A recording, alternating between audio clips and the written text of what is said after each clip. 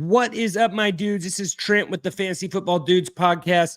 Today's episode, I'm going to go over my early week 3 waiver wires as it is Sunday night. Sunday night football just ended, and this is coming out Monday morning. So I will have more waivers tomorrow on Tuesday. Go ahead and go over to www.thefantasyfootballdudes.com. Sign up for the email or go directly to your inbox on Tuesday, or go over to X and follow us at tffdudes. I will be, sending out all my favorite waiver ad stashes and more on Tuesday. So you won't want to miss that. Head over to TFF Dudes on X and you can get all of those. But before we jump into waivers, I wanted to go over our week 2 All Dud Team.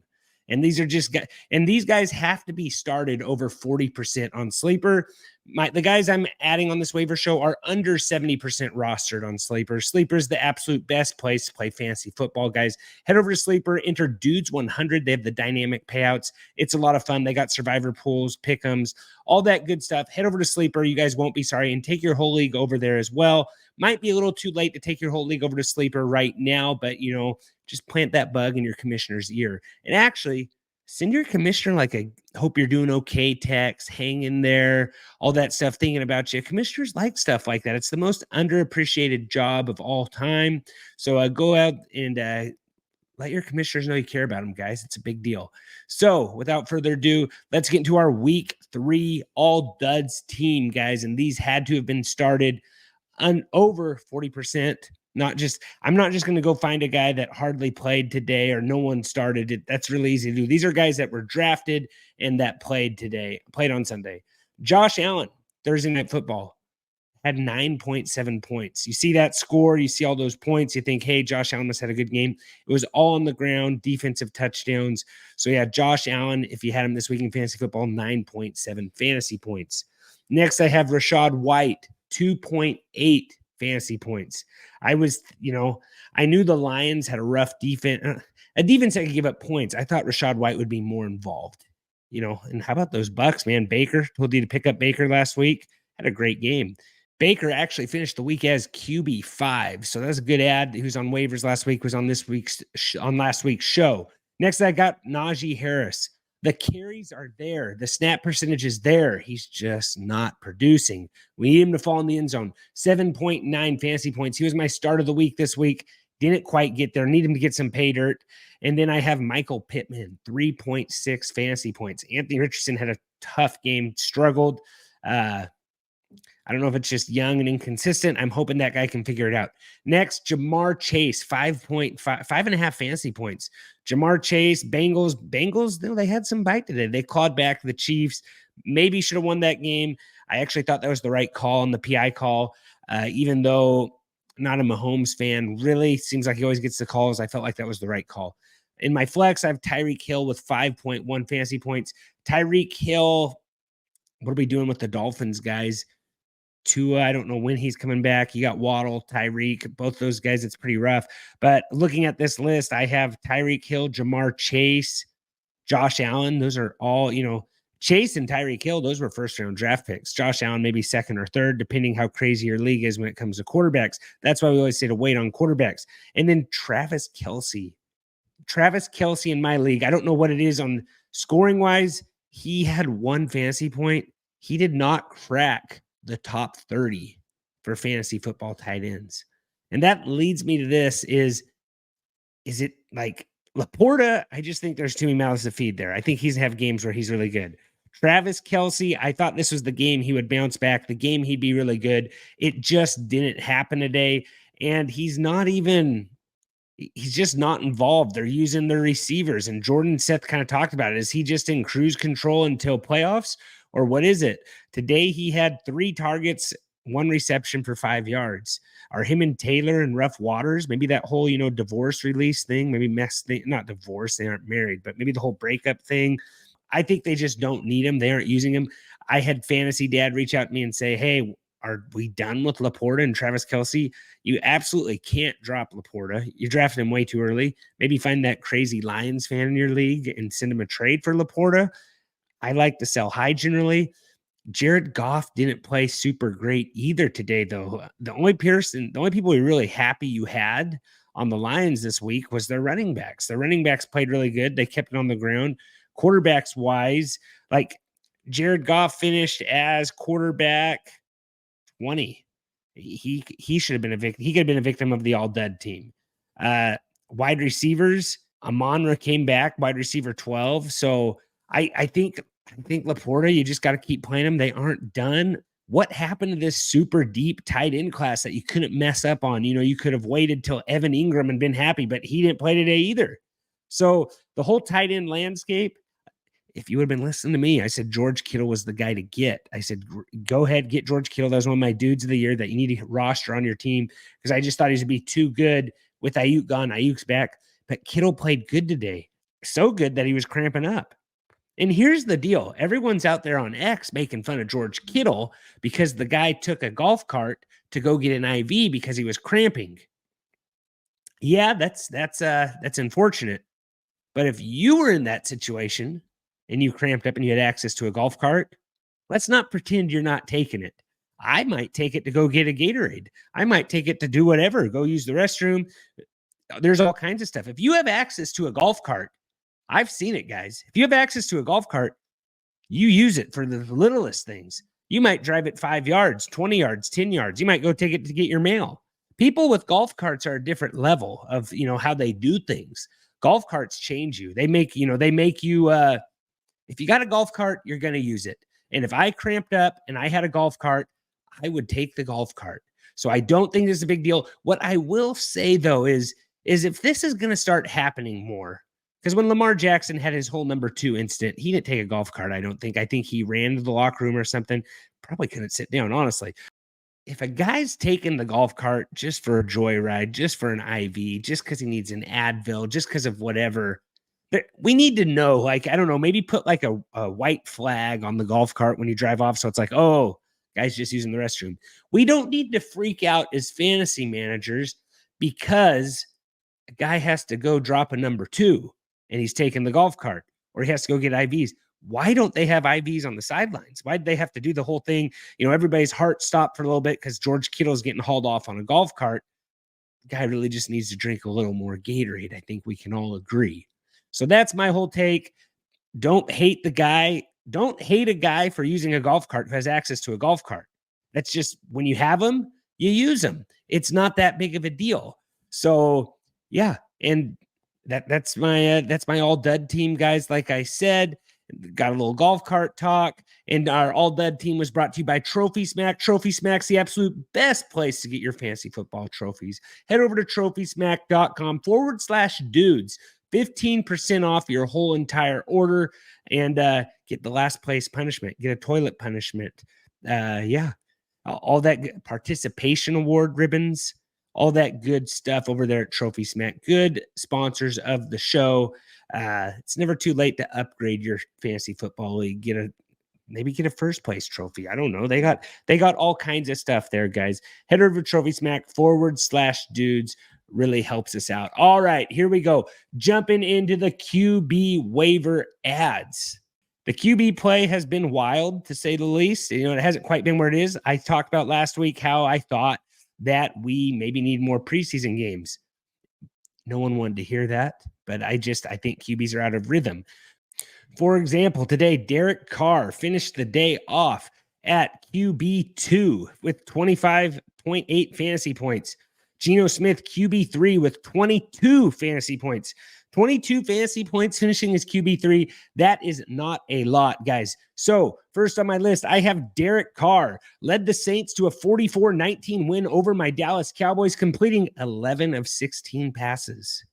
11 of 16 passes for 243 yards, 2 touchdowns, and 1 interception. He's off to a hot start, guys. Saints are averaging 45.5 points per game.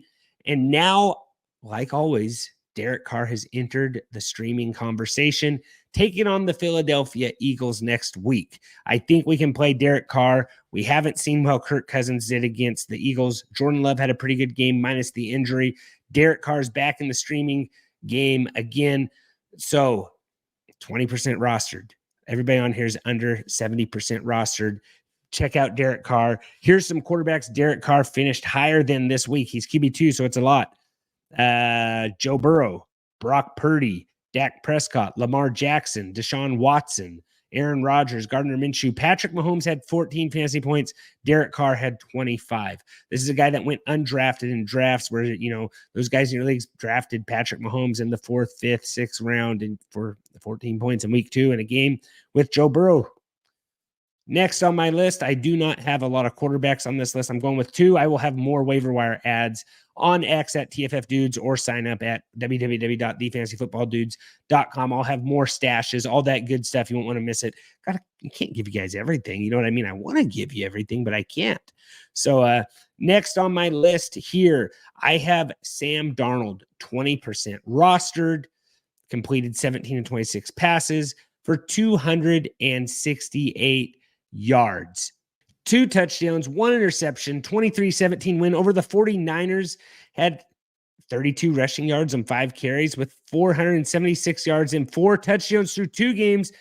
Another guy maybe we don't even want to stream him, but he's playing week 3 against Houston. Justin Jefferson's quad bruise isn't expected to sideline him, but that's boosting Darnold's appeal. If he has Justin Jefferson, that definitely helps. Earlier in this season, I was the highest on Justin Jefferson on this pod. I said, look at what Justin Jefferson did. It doesn't matter who his quarterbacks are. Justin Jefferson gets it done. So Justin Jefferson's still playing good, but the thing is, Sam Darnold's playing good too. I know we had a bunch of guys for the Vikings like Nick Mullins that were stream worthy also. I think maybe Sam Darnold has found his home. I know they drafted a guy, but for right now, Sam Darnold, take your victory lap. And I don't mind putting you in my fantasy football lineup either, depending on who the matchup is. That is all the running backs I have. So now that is all the quarterbacks I have. Now let's hop over to, not hop. We don't hop here. We're going to hand it off to our running backs. Is that Crocodile Hunter? Carson Steele. If Isaiah Pacheco's ankle injury sidelines him, Carson Steele, Samaje Perine are top fill-in options, especially against the Falcons with a late kickoff. Just get ready, be ready for whoever what happens there. I'm not sure as of right now. Last I heard about Isaiah Pacheco, he's in a walking boot and crutches. I know they put you in a walking boot for just about anything nowadays. Crutches may be a little bit more worrisome, but we got time. So we will see. Keep an eye out on that. But Carson Steele, they call him the Crocodile Hunter. I like watching this guy play. I know he fumbled, I believe, on Sunday. Had a really good preseason. I've been high on him the whole offseason. Maybe this is his shot to get a little bit more of that timeshare. I really do like Pacheco, but this is a great fill-in running back play. And we don't know more about the injury. We got to know more. Next on my list, I have Alexander Madison. He had 6 fantasy points today, but he had a rushing touchdown. He had 4 attempts for 1 yard, scored the touchdown. He scored in both games. He's one of the few bright spots in the Raiders offense. But they got Brock Bowers, had a really solid game today, and Devontae Adams. He seems like he's getting the end zone touches. He's outplaying Zamir White right now. So I think Alexander Madison, they're playing. Here's the deal. If Zamir White doesn't get it done in week 3 versus the Panthers, I think we can let him go. I don't think week 3 is an Alexander Madison game. It might finally be a Zamir White game. Alexander Madison probably needs to be rostered because he's playing pretty good right now. He is scoring. He's finding ways to contribute to the team. And Pierce just likes guys that are going to contribute, that he can count on. Madison's that guy. I don't think he's an every down back, but if you're running thin at running back, I think Madison is an okay play. He's getting enough volume. I don't have snap percentages yet at the moment, unfortunately, to tell you exactly how much he played. Next on my list, I have Braylon Allen. Maybe this is a stash, you might think, but Braylon Allen rushed 7 times for 33 yards, a touchdown, caught 2 passes, 23 yards and another score in a 24-17 win over the Titans. I know Breece Hall's the starter. It's limited touches. He's a good change of pace role, but they have a short week this week versus the Patriots. So maybe he plays a little bit more. He caught a touchdown too. He had a really good game. On the week, he was running back 8 with 18 points. He had 7 carries, 33 yards, a touchdown, 2 receptions for 23 yards and a touchdown. At the very least, he needs to be a handcuff. He needs to be rostered because if Breece Hall goes down, it looks like Braylon Allen could be the guy. And when Aaron Rodgers gets locked on with a guy, he stays on with the guy. No, there's only 1 touchdown. And then here's another stash, Gus Edwards. I love J.K. Dobbins. He's great. He's really good. He's playing good right now. but the guy always gets injured. And I hate saying it because I'm a big J.K. Dobbins fan. So J.K. Dobbins, I'm knocking on wood on the table here. Don't get hurt, man. But you got to roster those Chargers running backs because it could be anyone. And it's just history is history, guys. So please don't leave that guy unavailable on your waiver wires. Let's throw it over to the wide receivers, guys. This is weird. And I don't even feel right doing this. I got Quentin Johnson. Had his best game as a pro, catching 5 of 6 targets, 51 yards, 2 touchdowns, and the Chargers 26-3 win over the Panthers. It's early to call him the Chargers' #1 wide receiver, but this performance is promising, guys. This is good. He was a first-round draft pick. The guy just needs a little bit of confidence. I think I said that in this past week's pod. Like, the guy just needs a confidence game. I wasn't bold enough to make him my sleeper of the week. Maybe this is what turns the corner for him. Maybe the guy only dropped 1 pass. I think we can clap it up for that. You know, the guy struggles catching the ball. NFL wide receiver only drops 1 pass. I think that's good. Quentin Johnson, he's very low rostered. I don't even have it on there, guys. Go check him out. Worth the ad. Don't wait too long. Big game. Herbert can sling it. When guys get open.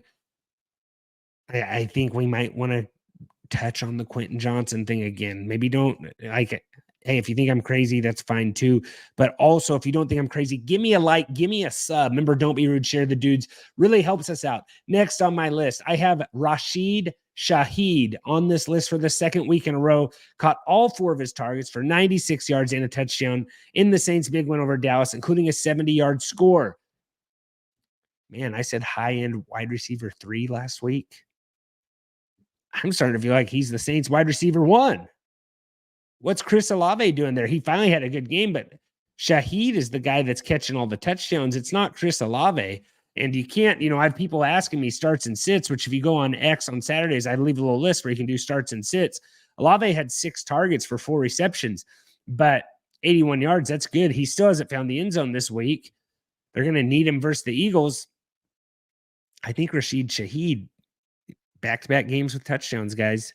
Derek Carr, when he was at the Raiders, they had Amari Cooper. And remember how good Michael Crabtree was?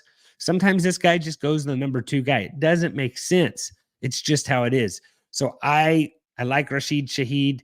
Rostership is very low. I'll give you the exact rostership right now. Sorry, I don't have that in my notes. He is rostered 57%. So go check out Rashid Shaheed. He is wide receiver 15 on the season right now, guys.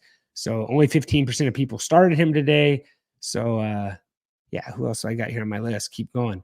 Demarcus Robinson. He caught 2 passes for 50 yards, and the Rams 41-10 lost the Cardinals. He led the team in receiving yards. There's a lot of vacated targets there. Cooper Kupp, we don't know how bad he's injured. It was an ankle injury. Kupp status uncertain. Puka's on injury reserve. Robinson could be the guy that just leads this depleted offense in targets. As sad as it sounds, it's worth the ad. I know Matt Stafford didn't play great. The Cardinals did just kick their tails in too, though. Stafford had 6 fantasy points today. He was only 29% rostered. That's why he didn't make the All Dud team. Hopefully McVay can get this all figured out, get these guys firing all cylinders, all that good stuff. So all of the wide receivers I had there, we'll just go through them real quick. Rashid Shaheed, Quentin Johnson, Demarcus Robinson, Jalen Naylor. Am I saying that right? Jalen Naylor. Let me know in the comments if I'm saying that wrong at tffdudes.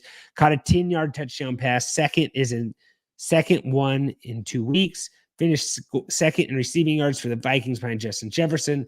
With Jordan Addison and Justin Jefferson both dealing with injuries, Naylor could serve as the number 2 wideout. Potentially high-scoring week 3 game this week against Houston. Darnold and Naylor, it seems like it's working out. It doesn't sound like Jefferson's going to miss much time. There's no telling if Addison will ever miss time. That guy gets a little carried away sometimes. You know what I'm talking about.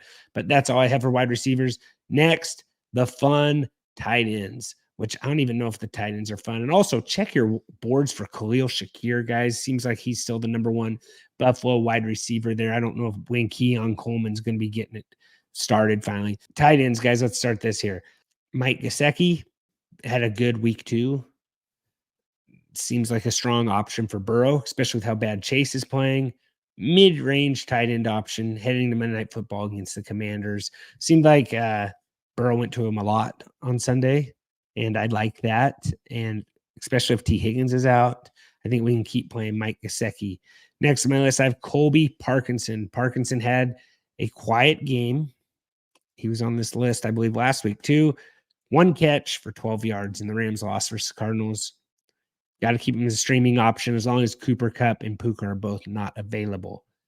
Last but not least on the tight end list, Zach Ertz. Caught all 4 targets for 62 yards in the Commanders' 21-18 win over the Giants, leading the team in receiving yards. He's a reliable option in a Cliff Kingsbury offense and startable tight end in most half and full point PPR games. Seems about the only guy that Jaden Daniels is really really throwing the ball to. I'm watching Jaden Daniels. I still haven't seen him make an impressive throw.